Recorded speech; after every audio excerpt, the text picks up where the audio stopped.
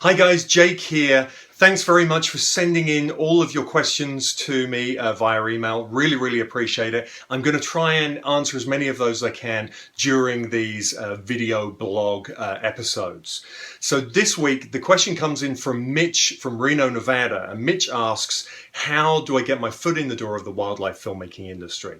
Now, I'm going to assume that this question is really for beginners, people who don't have any filmmaking background, people who are starting from scratch. Really, the most important thing you can do if you're starting from scratch is define what you're trying to be. So if you're trying to be a producer, director, a camera person, define what the position is you're trying to do and then research that position. Find out exactly what it is you need to know to do that position or to do that job as a career. Really important, because the amount of people I meet who want to be a wildlife filmmaker but have never picked up a camera, don't understand the role of a director or producer, you would not believe. So it's really important. Understand what it is that you want to be and what that position entails. Then there's a number of ways you can get your foot in the door, and none of them are guaranteed, but this is my take on how you can start. First of all, networking is one of the best things you can do. Networking with professionals in the industry. And that would mean going to film festivals like the International Wildlife Film Festival, Jackson Hole Film Festival, Wild Screen, all of the wildlife, specifically the wildlife and natural history making film festivals around the world. Now, the only issue with that is it does come at a cost. Obviously, you've got to buy tickets to travel, you've got to buy delegate passes to get in, so it can be an expensive way to get in. But no matter where you are in your career, networking always works to such a high level when you get to meet those people and maybe give them a demo DVD or send them to your online website. So that can be very useful, but it does come at a cost.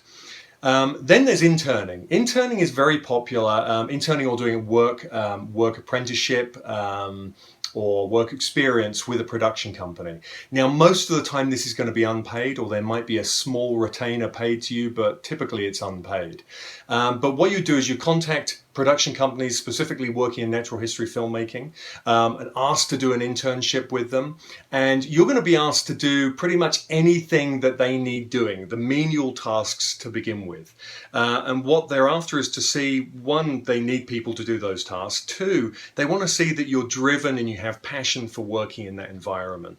If you don't, then they're less likely to take you on in the future for a role when it does arise. Because these positions very rarely are advertised. You don't look at the local newspaper or look online at job networking sites to find these positions. These positions are filled from within the companies. So by interning, you're putting your foot right in the doorway. You're showing that you have a commitment towards the kind of productions that they're doing, and when they have positions come up, then they will look to fill those positions really in-house with people that they know are good communicators. Very important to be able to communicate well, and really will get their hands dirty doing any kind of job.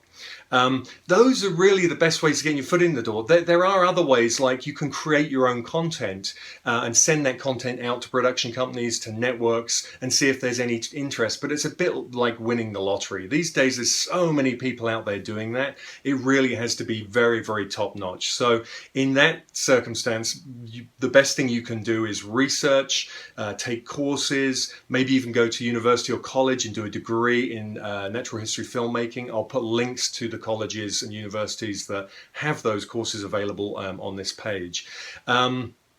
But really, those are the ways that you can break in. I'm sure there are more as well, but at the end of the day, there's no guarantee with any of these ways. You've really just got to work hard, be committed by researching the positions that you want to go for. Really important, knowing what it is you want to do. And if you want to do be a general filmmaker or a wildlife filmmaker, so you're going out using a camera, you're storytelling, you're directing, producing, all of those things, then you need to research all of those roles.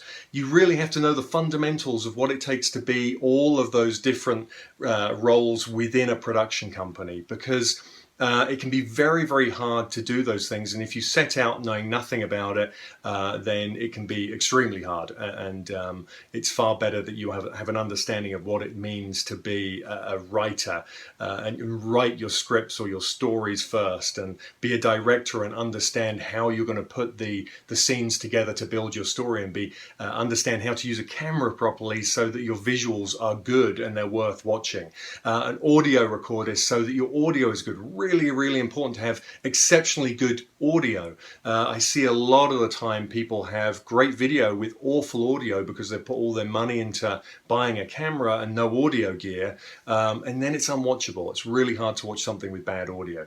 So research all of these roles so you know what it is you want to be and you know what is expected of you. That way, when you do have a meeting with the person that counts, you know what you're talking about. You know what they're after, and when they start using terminology from the filmmaking industry, you understand what they're talking about. Now, I'm not saying you have to be an expert in all of those things, obviously, but it's good to have just a fundamental understanding of the basics. Otherwise, you're going to struggle as you get along.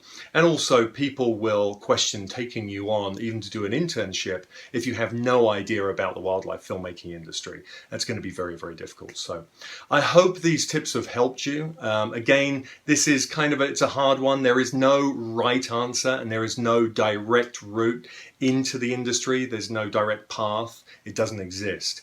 You really just have to work hard, be very diligent at making the right connections. And that's probably not what people want to hear. They want to hear that, there's going to be an ad somewhere and you just apply and send your CV and it's that easy. It really isn't. It's about proving yourself first. And if you're just starting out, interning is probably the best way to go. So I really hope that this has helped you out. Again, please keep emailing me. You can go to the contact page on the masterwildlifefilmmaking.com website. Just fill out the email message form there. Send it to me with your questions and I'll do my best to answer as many as I can. So I'm filming this on my iPhone and just ran out of memory, which hence the jump cut there. So apologies for that. And a good tip is if you're filming video blogs, make sure you have enough memory on your phone.